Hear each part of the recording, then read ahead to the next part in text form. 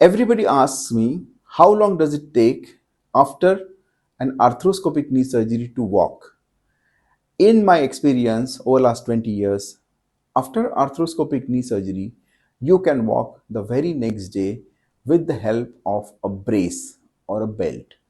For example, after arthroscopic repair of meniscus, arthroscopic repair of anterior cruciate ligament, posterior cruciate ligament, or any multi-ligament injury, we put a belt or a brace which fits the knee joint perfectly and stabilizes the knee joint. After this, with the help of walker, patient can walk the very next day.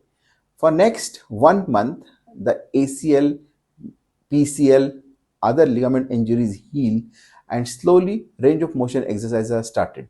So after arthroscopic knee surgery, patient can walk next day and range of motion can be achieved within a month or month and a half. Thank you.